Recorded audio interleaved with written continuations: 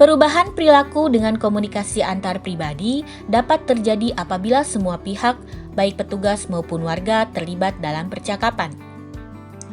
Mereka semua berbicara dan saling mendengarkan. Jadi bukan hanya petugas saja yang berbicara dan warga hanya mendengarkan. Namun warga juga harus berbicara dan petugas mendengarkan dengan baik. Membuat warga berbicara sangat penting untuk menggali informasi penting dan berguna, memahami wawasan, sikap, maupun perasaan warga. Selanjutnya, petugas kesehatan dapat berbagi pesan yang lebih sesuai untuk membantu ibu atau pengasuh atau keluarga merubah perilaku. Terutama 6 perilaku prioritas kesehatan untuk mencegah stunting. Dalam penyampaian pesan diperlukan teknik agar sasaran mudah menerima dan menganggap hal yang disampaikan itu penting namun tidak menggurui.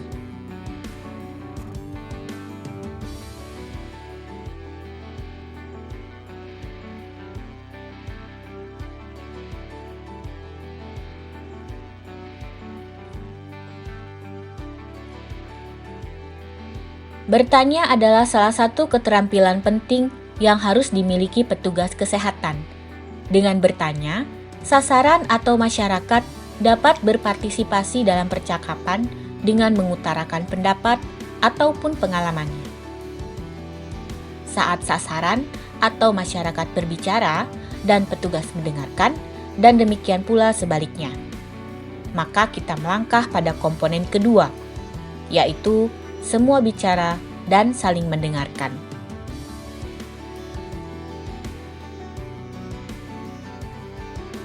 Setelah masyarakat berpartisipasi dalam percakapan dengan ikut berbicara dan mendengarkan, maka saat itulah diharapkan masyarakat memiliki rasa memiliki atas percakapan yang berlangsung. Apabila hasil percakapan adalah perilaku sehat yang disepakati, maka dia akan memiliki komitmen yang lebih kuat untuk menerapkannya.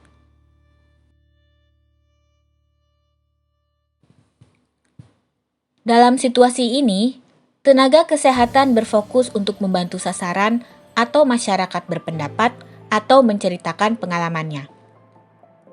Bertanya di sini bukan untuk hal-hal berikut. Menguji pengetahuan atau pemahaman masyarakat. Semisal mengajak masyarakat berolah pikir, mengingat kembali konsep yang sulit, dan lain sebagainya.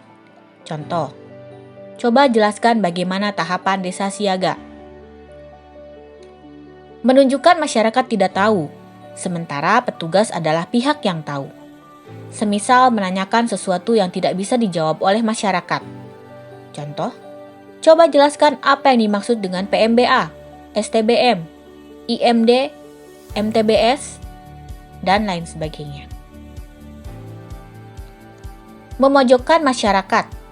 Semisal dalam kumpulan, ada sepasang ibu-ibu yang asik mengobrol saat Bu Bidan memberi penjelasan. Lalu karena kesal, Bu Bidan bertanya, "Coba 2 ibu di sana jawab, apa manfaat ASI?"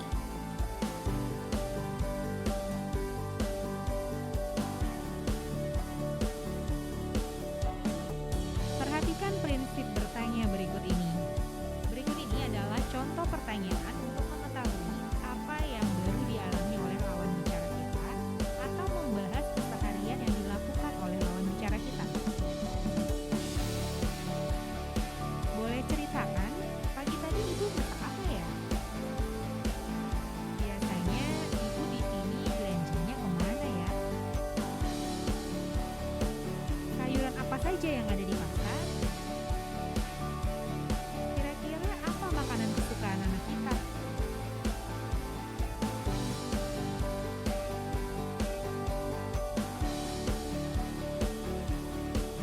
Pertanyaan yang sulit dijawab sebaiknya ditanyakan belakangan. Biasanya, orang akan lebih mudah menjawab pertanyaan-pertanyaan sulit ketika sudah mulai lancar bercerita. Nah, berikut ini adalah contoh-contoh pertanyaan yang sulit. Yang pertama, pertanyaan analisis.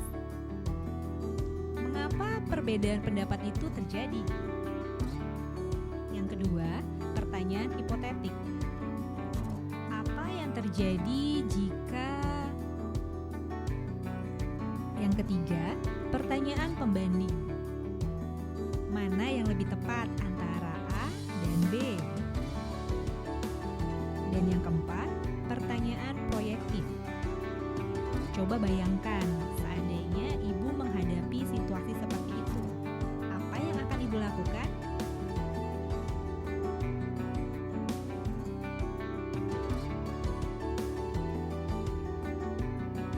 Gunakan kalimat pendek, sederhana, atau bahasa sehari-hari. Bandingkan dua cara bertanya di bawah ini. Pertanyaan yang pertama, seperti yang kita ketahui, Posyandu memberikan edukasi gizi kepada ibu yang memiliki balita. Kami ingin tahu materi-materi edukasi apa saja yang telah dikomunikasikan oleh petugas kesehatan di sini dalam hal ini bidan kepada dampingan saat kegiatan Posyandu berlangsung. Pertanyaan yang kedua, Ibu, kira-kira apa ya yang diajarkan di Posyandu?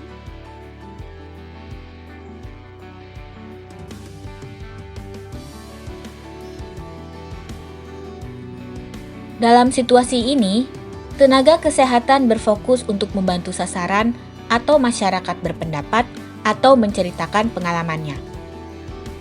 Bertanya di sini bukan untuk hal-hal berikut. Menguji pengetahuan atau pemahaman masyarakat. Semisal mengajak masyarakat berolah pikir, mengingat kembali konsep yang sulit, dan lain sebagainya. Contoh, coba jelaskan bagaimana tahapan desa siaga. Menunjukkan masyarakat tidak tahu, sementara petugas adalah pihak yang tahu. Semisal menanyakan sesuatu yang tidak bisa dijawab oleh masyarakat. Contoh, coba jelaskan apa yang dimaksud dengan PMBA, STBM, IMD, MTBS, dan lain sebagainya. Memojokkan masyarakat. Semisal dalam kumpulan, ada sepasang ibu-ibu yang asik mengobrol saat Bu Bidan memberi penjelasan. Lalu karena kesal, Bu Bidan bertanya, "Coba dua ibu di sana jawab, apa manfaat ASI?"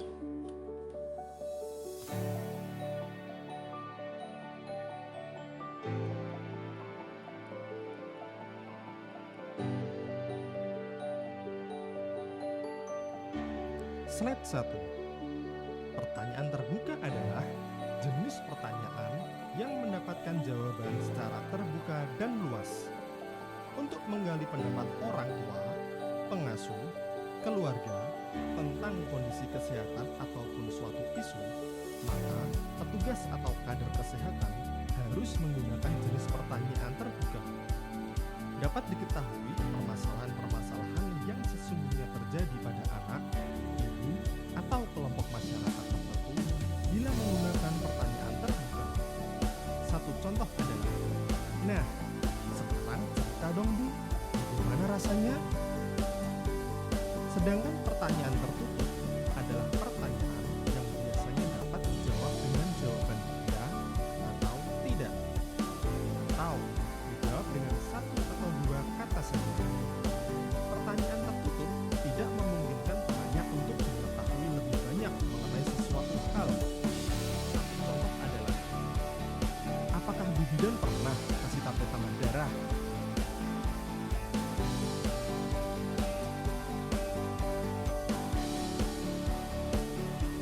Slide 2 dan 3. Setiap pertanyaan yang diajukan selalu mengacu pada tujuan yang diharapkan. Pertama, mengetahui perasaan. Kedua, mendapatkan contoh-contoh untuk memperkuat jawaban.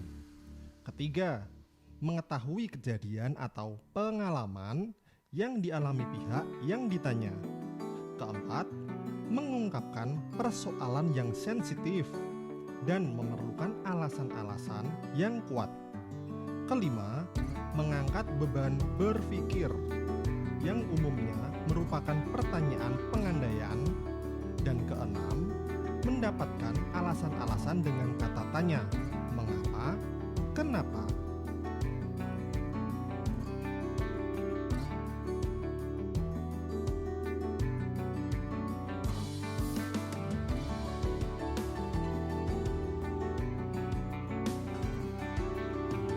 Ibu bapak, hari ini kita akan bicara tentang diare.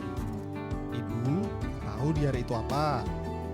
Siapa yang bisa jawab? Hayo. Iya, tentang diare sih. Emang tentang diare sih ya. Baik, diare adalah... Ibu bapak, bagaimana keadaan anak dalam sebulan ini? Sehat. Anak saya sempat sakit. Iya, anak saya juga. Oh, ada yang sehat, alhamdulillah. Tapi ada juga anaknya yang sakit. Wah, coba yang anaknya sempat sakit. Sakit apa ya? Panas. Pilek. Diare, mencret itu loh Bu Guru. Iya, anak saya juga kena diare. Oh, begitu. Jadi ada yang anaknya panas. Anak Ibu Aminah ya? Terus pilek, anaknya Bu Siti ya? Terus ada juga yang diare. Bu Iem, Bu Ratna, dan Bu Dita, boleh kita ngobrol-ngobrol tentang penyakit-penyakit itu? Sore ini, boleh kita memulai ngobrol dulu tentang diare? Iya, boleh Mas. Bu, jadi ibu-ibu, diare adalah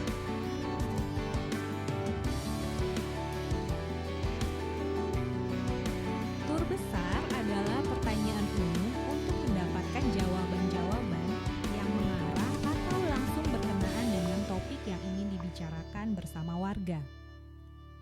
Petugas harus menyiapkan rumusan pertanyaan tur besar untuk dapat memunculkan jawaban-jawaban yang sesuai dengan topik yang ingin dibicarakan. Sedangkan tur kecil merupakan pertanyaan spesifik dalam satu aspek yang dikemukakan berdasarkan hasil dari pertanyaan tur besar. Lalu, bagaimana aplikasi tur besar dan tur kecil? Dengan mengaplikasikan tur besar dan tur kecil, diharapkan agenda pembicaraan petugas muncul dari masyarakat, tetapi bukan petugas yang mengangkat agenda tersebut. Hal ini akan berdampak positif pada masyarakat, karena masyarakat akan merasa memiliki dan dapat ditata ke arah perubahan perilaku karena agenda pembicaraan tersebut berasal dari warga sendiri.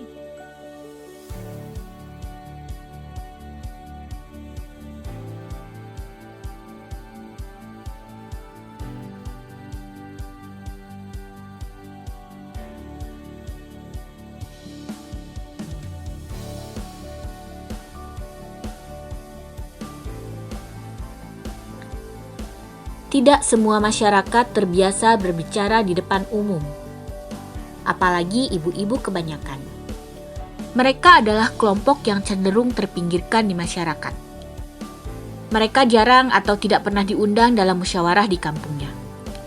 Kalaupun diundang dan hadir dalam musyawarah, kebanyakan hanya duduk dan diam saja. Dalam situasi di atas, maklumlah bila dalam pertemuan tidak banyak ibu yang berbicara. Terkadang, yang aktif bicara adalah ibu tertentu atau yang itu-itu saja. Untuk mengatasi situasi itu, petugas harus lihai menurunkan tekanan untuk bicara. Bila sebagian besar ibu belum aktif berbicara, padahal petugas telah mengaplikasikan teknik-teknik dalam bahasan sebelumnya, maka petugas selaku fasilitator perlu membangun keberanian ibu untuk berpendapat.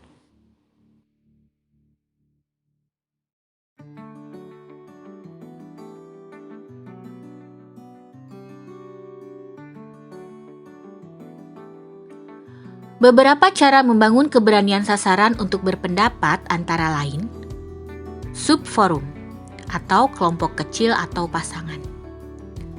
Minta ibu-ibu memberikan pendapat atau menyampaikan ceritanya dalam kelompok kecil, atau bila diperkirakan masih akan ada beban, maka minta dilakukan dalam pasangan. Secara teoritis, dalam kelompok kecil atau pasangan, ibu-ibu akan lebih rileks untuk menyampaikan pendapat atau ceritanya.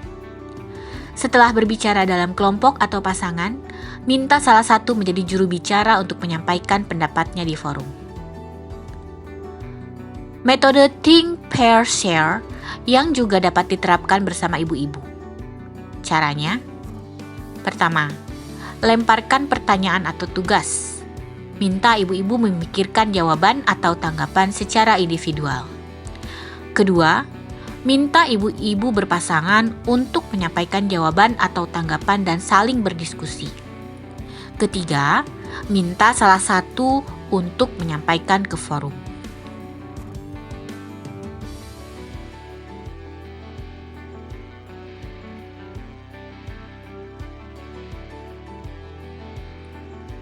Apabila jumlah ibu-ibu yang berkumpul banyak, tentu akan banyak memakan waktu apabila setiap pasangan menyampaikan hasil diskusinya. Karena itu bisa saja dibuat kelompok kecil. Namun, bila diperkirakan banyak ibu yang belum nyaman bicara di kelompok, maka petugas tetap bisa meminta ibu-ibu berbicara berpasangan. Selanjutnya, pasangan itu dikumpulkan membentuk kelompok kecil. Lalu wakil atau jubir kelompok-kelompok kecil itu yang akan menyampaikan ke forum. Bagaimanapun caranya, petugas harus mencari cara agar semua ibu berbicara dan tidak ada satupun yang diam saja sepanjang pertemuan.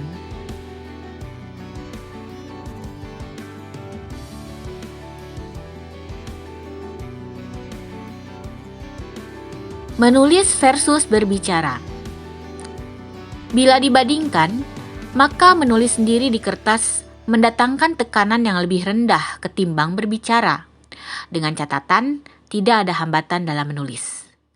Karena itu, ketimbang berbicara di forum, petugas bisa saja meminta masyarakat menyampaikan pendapat atau pengalamannya tertulis di secari kertas.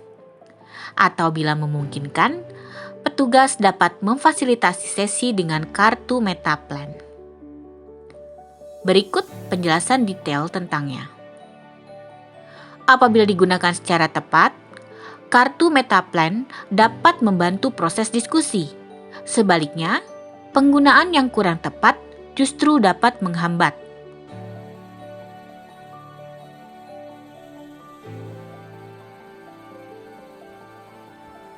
Curah pendapat adalah cara mengeluarkan ide atau pendapat atau gagasan oleh masyarakat secara cepat tanpa dibayang-bayangi tekanan oleh penilaian atau kritikan dari warga atau petugas. Dalam keadaan tanpa beban, masyarakat akan berpikir produktif dan kreatif dalam menyampaikan ide-ide inovatif, pendapat atau pengalamannya serta membangun partisipasi melalui curah pendapat yang efektif.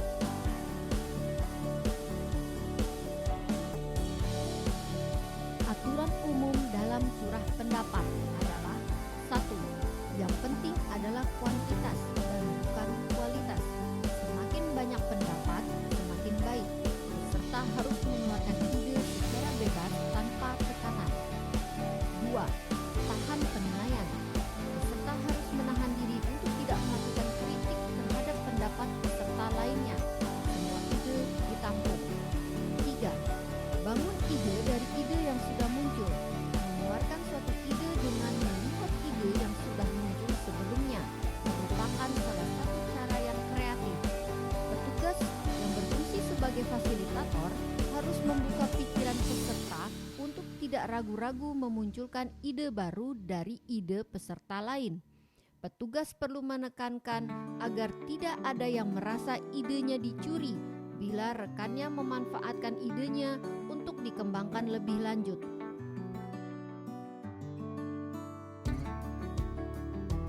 Aturan umum dalam curah pendapat adalah 1. Yang penting adalah kuantitas dan bukan kualitas. Semakin banyak pendapat, semakin baik. Peserta harus mengeluarkan ide secara bebas tanpa tekanan. 2. Tahan penilaian. Peserta harus menahan diri untuk tidak melakukan kritik terhadap pendapat peserta lainnya. Semua ide ditampung. 3. Bangun ide dari ide yang sudah muncul. Mengeluarkan suatu ide dengan melihat ide yang sudah muncul sebelumnya merupakan salah satu cara yang kreatif. Petugas yang berfungsi sebagai fasilitator harus membuka pikiran peserta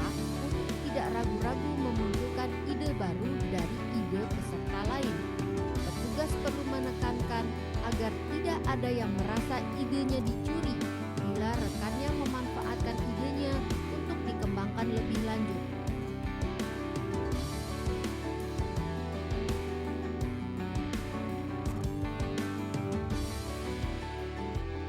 Aturan main dalam penggunaan kartu Metaplan. Kartu Metaplan berwarna-warni, ukuran 10 kali 20 cm.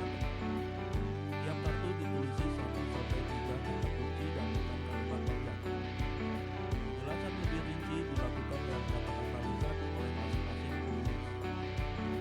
Satu kartu mewakili satu ide dan tuliskan ide lain di kartu lain. Tulisan dibuat besar atau tulisan kapital, sehingga terlihat dan terbaca oleh penempel dengan jarak yang jauh dari tempat atau titik penempelan. Kartu tak perlu diberi nama penulis, nanti semua peserta akan membutuhkan kartu.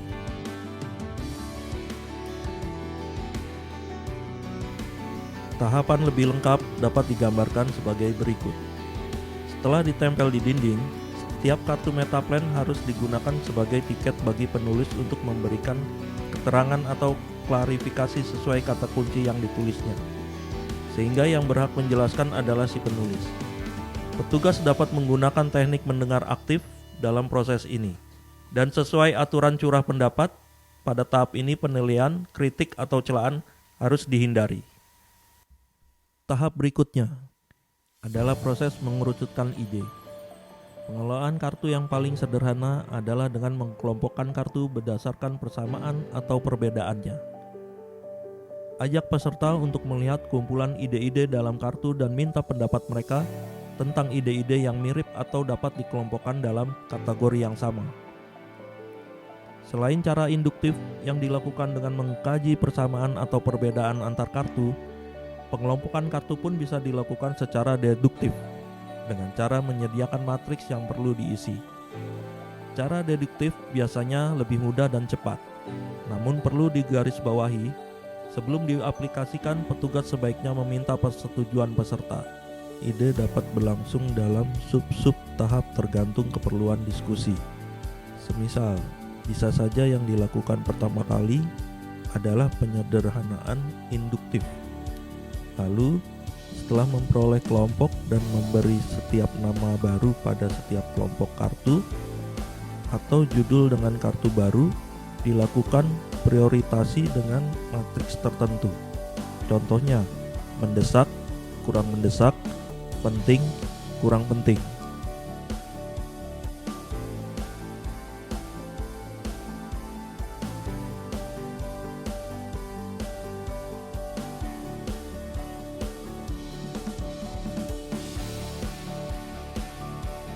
Berbicara merupakan teknik komunikasi untuk menyampaikan pesan kepada khalayak sasaran.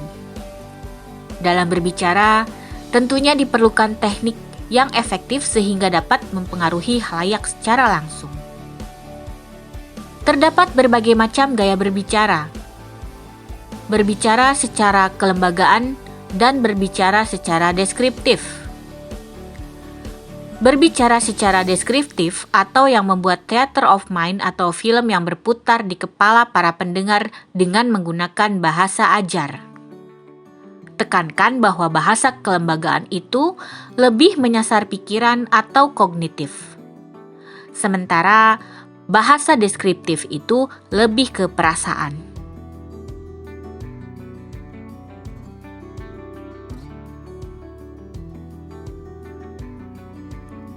Stunting merupakan kondisi gagal pertumbuhan tubuh dan otak pada anak akibat kekurangan gizi dalam waktu yang lama.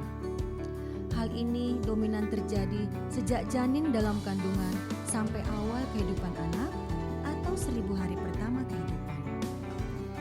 Penyebabnya antara lain karena rendahnya akses terhadap makanan bergizi. Faktor ibu dan pola asuh yang kurang baik, terutama pada perilaku dan praktek pemberian makan kepada anak, juga menjadi penyebab anak stunting. Ibu yang masa remajanya kurang nutrisi juga akan sangat berpengaruh pada pertumbuhan tubuh dan otak anak. Selain itu, rendahnya akses terhadap pelayanan kesehatan, termasuk akses sanitasi dan air bersih menjadi salah satu faktor yang sangat mempengaruhi pertumbuhan anak. Untuk mencegahnya, berbanyak makan makanan bergizi yang berasal dari buah dan sayur lokal sejak dalam kandungan. Kemudian diperlukan pula kecukupan gizi remaja perempuan agar ketika dia mengandung, ketika dewasa tidak kekurangan gizi. Selain itu, butuh perhatian pada lingkungan untuk menciptakan akses sanitasi dan air bersih.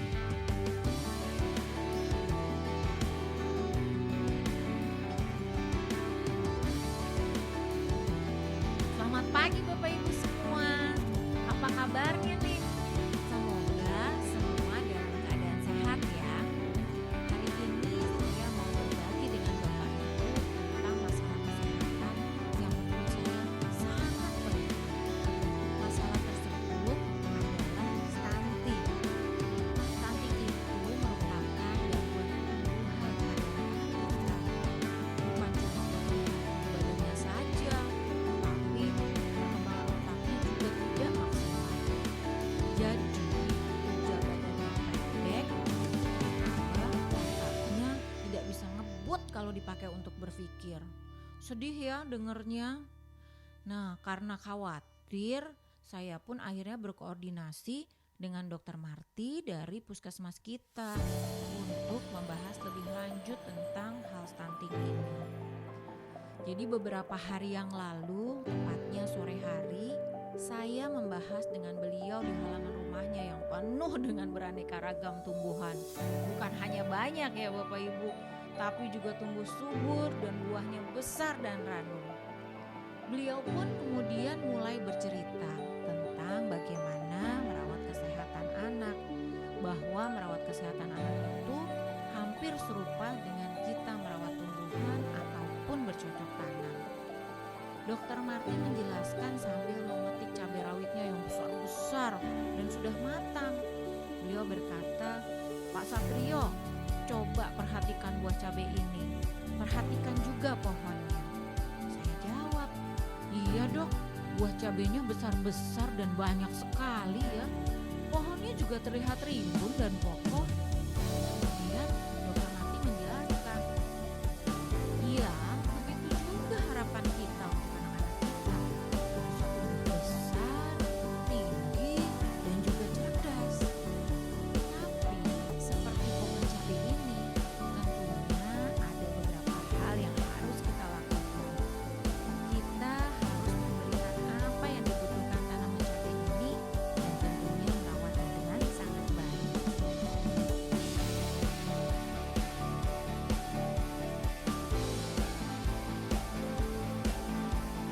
Mulai dari memilih benih dan bibit yang unggul, begitu juga dengan manusia. Sebelum mengandung, orang tua harus sehat atau harus beruntung supaya bisa mendapatkan janin yang sehat. Berikutnya, setelah ada bibit atau benih, kita harus siapkan lahan. Kita bersihkan supaya aman, lalu benihnya kita tanam. Tapi kita tetap harus perhatikan, gak bisa kita biarkan saja. Tanahnya yang subur, dikasih pupuk, disiram, diperiksa apakah kondisi tanah dan bibitnya aman dan sebagainya. Begitu juga manusia, ibarat benih, janin di dalam kandungan juga perlu perhatian dan asupan gizi yang baik. Untuk itu, sang ibu tentunya harus makan makanan yang gizinya lengkap. Jangan lupa loh ya, tablet tambah darahnya diminum sesuai anjuran. Ibaratnya, tablet tambah darah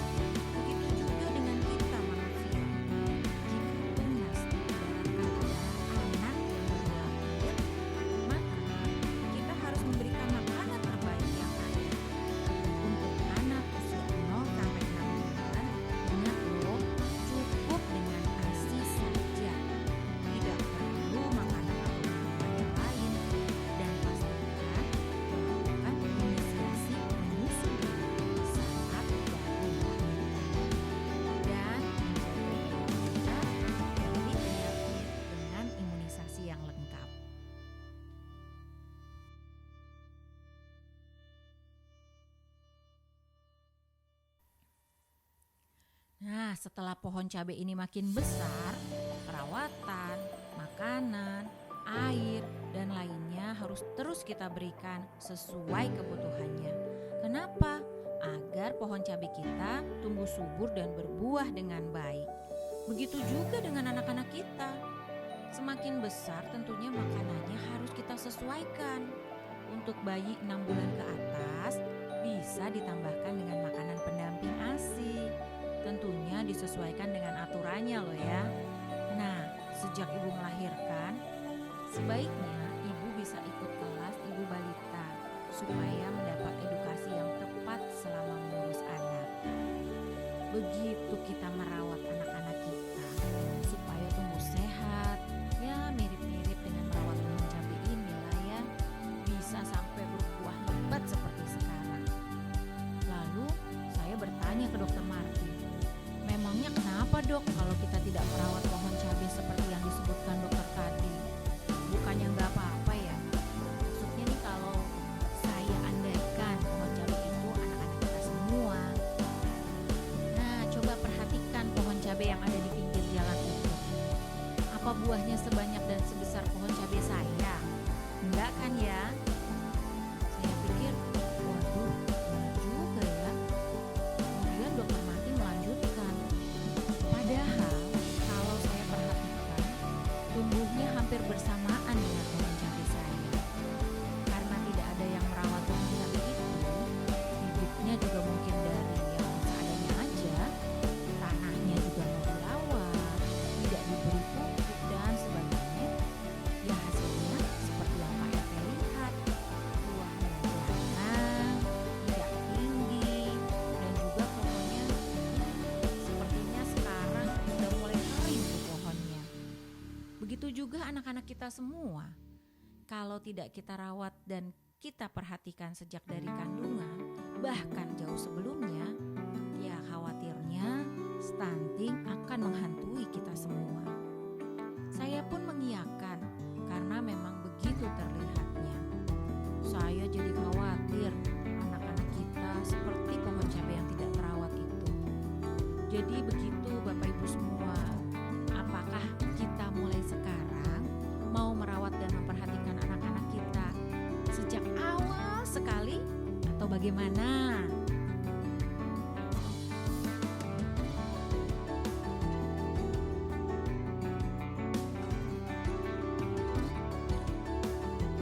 Terdapat perbedaan antara dua monolog tersebut. Monolog pertama ringkas, monolog kedua panjang lebar. Yang pertama terasa akademis, teoritis, atau konseptual. Sementara yang kedua seperti bercerita, lebih hidup. Mari kita bahas dua gaya itu lebih lanjut.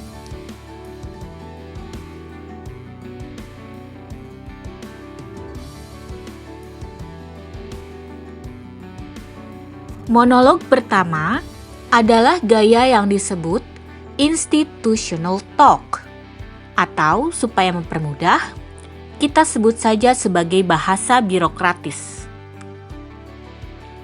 Polanya seperti bahasa akademis, karena terdapat ciri-ciri sebagai berikut.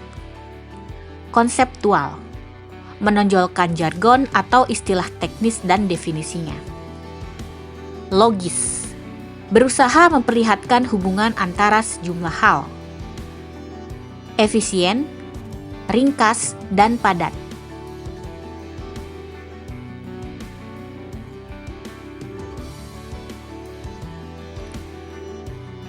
Monolog kedua adalah gaya bercerita, storytelling, deskriptif, atau yang selanjutnya akan disebut sebagai bahasa theater of mind, atau yang bisa membuat film di dalam kepala pendengarnya.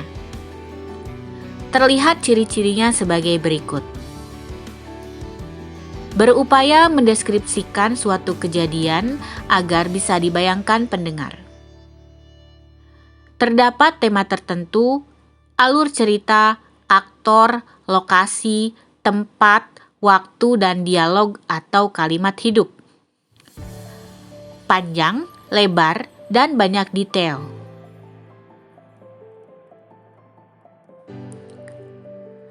Untuk menyiapkan kombinasi dua gaya itu, kita bisa menyiapkan hal-hal sebagai berikut.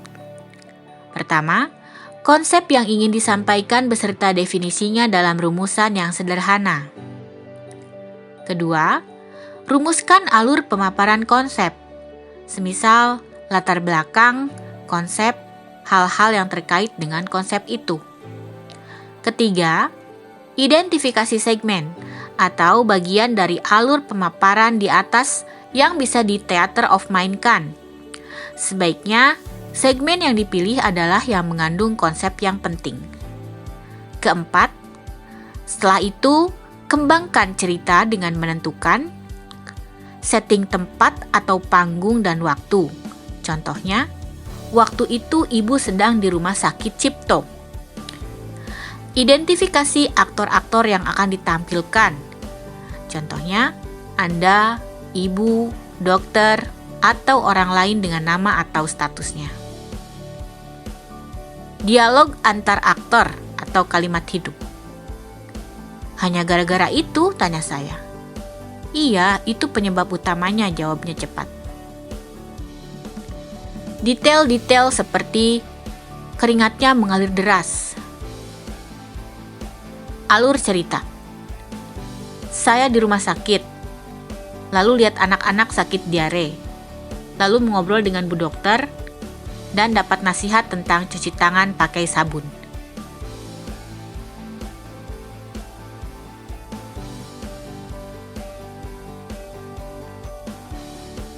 Perumpamaan membuat pasti mengurangi kelengkapan atau ketepatan pesan. Tapi di sini kita harus sedikit mengalah demi pemahaman masyarakat. ASI mengandung zat gizi yang lengkap bagi bayi sesuai perkembangannya. Atau bagaimana kalau kita sampaikan seperti ini? Payudara ibu itu seperti pabrik makanan ajaib buatan Tuhan. Pabrik itu mengolah makanan sesuai kebutuhan bayi. Kalau bayi butuh vitamin, nanti di payudara ibu dibuatkan racikan seperti itu. Kalau bayi butuh protein, nanti dibuatkan juga kandungan yang mengandung banyak protein. Pokoknya pabrik makanan terbaik dan ajaib.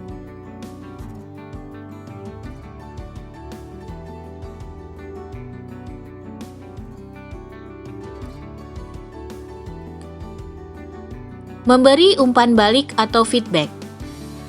Sebagian orang lebih suka istilah feed forward atau umpan untuk maju adalah kemampuan dasar yang harus dimiliki petugas dan juga ditularkan pada masyarakat. Dengan kemampuan itu, kerjasama dapat berlangsung, perubahan perilaku dimungkinkan, dan hubungan baik tetap dapat dipertahankan bahkan ditingkatkan.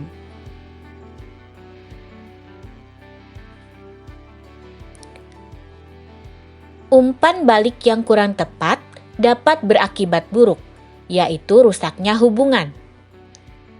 Meski bermaksud baik, memberi umpan balik dalam bentuk saran atau masukan belum tentu diterima secara positif. Dalam banyak kasus, memberi umpan balik yang kurang pas justru akan membuat ketegangan atau konflik. Karena itu, petugas harus memahami dan mengaplikasikan prinsip dasar dalam memberi dan menerima umpan balik yang konstruktif, di antaranya seperti dipaparkan sebagai berikut. Pertama, deskriptif, jangan menghakimi. Kedua, spesifik. Ketiga, apresiatif.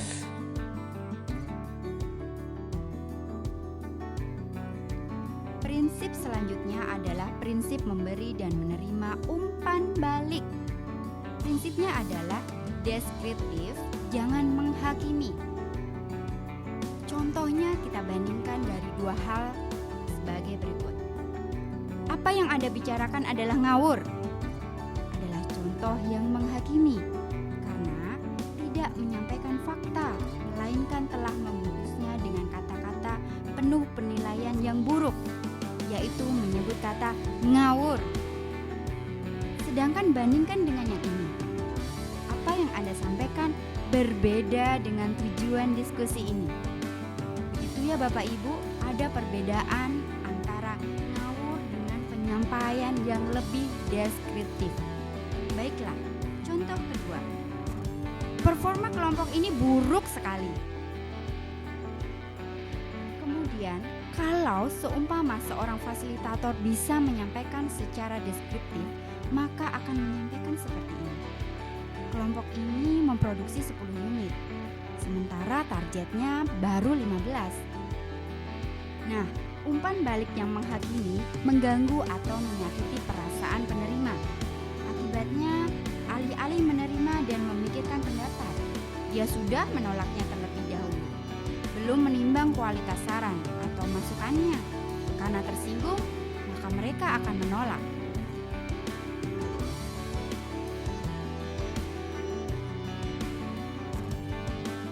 Spesifik. Bandingkan dua hal berikut ini. Laporan ini bagus sekali. Atau laporan ini memiliki jumlah topik dengan cepat isi laporan. Bagus sekali. Yang sulit beraksi secara cepat tidak jelas atau terlalu umum. Seperti contoh yang pertama. Bila orang tahu bahwa yang menjadi kekuatannya adalah grafik yang membantu pemahaman, maka dia tentu berusaha untuk mempertahankan atau bahkan meningkatkan kualitasnya. Lebih spesifik, lebih bagus.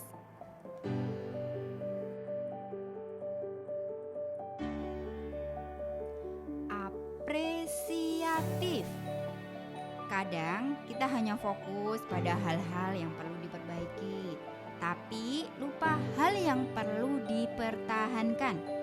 Hal-hal positif sangat penting diungkapkan agar orang termotivasi untuk meningkatkan kemampuan diri.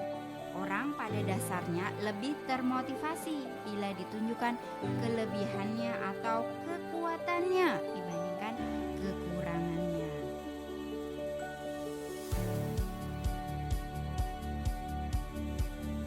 Sekarang saya tahu bahwa 1. Teknik membangun partisipasi dalam komunikasi antar pribadi, percepatan penurunan stunting berkaitan dengan pertama, teknik bertanya yang memotivasi pembicaraan. Salah satu tips bertanya adalah dimulai dari bertanya tentang hal yang mudah terlebih dahulu. Bertanya perasaan, bertanya pengalaman, menggunakan pertanyaan pihak ketiga, menggunakan pertanyaan mengangkat beban berpikir, menggunakan pertanyaan mengapa di belakang.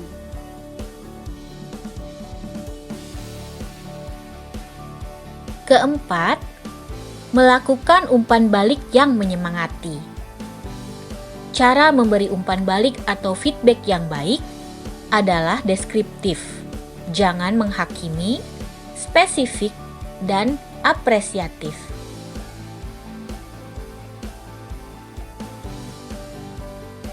Pertanyaan tur besar adalah pertanyaan yang mencoba mempelajari keadaan secara umum, di mana salah satu jawabannya yang muncul adalah topik yang akan dibahas lebih lanjut. Sementara pertanyaan tur kecil adalah pertanyaan yang mendalami lebih lanjut topik itu.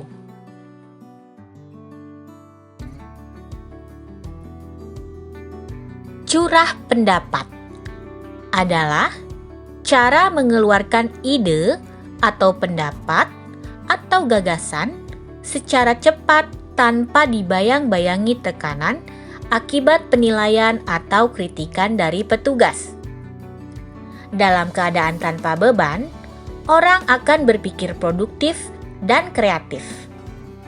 Ide-ide yang inovatif dapat dihasilkan melalui curah pendapat.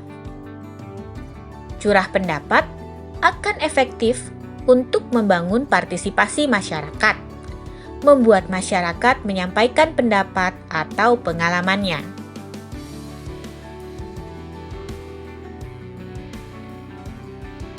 Beberapa ketentuan umum dalam menggunakan kartu Metaplan adalah: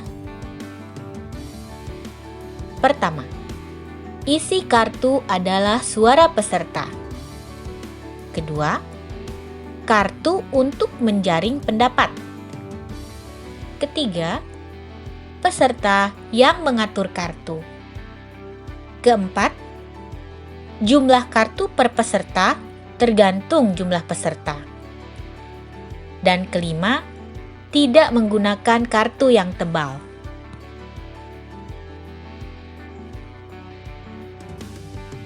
Beberapa ketentuan umum dalam menggunakan kartu Metaplan adalah: pertama, isi kartu adalah suara peserta.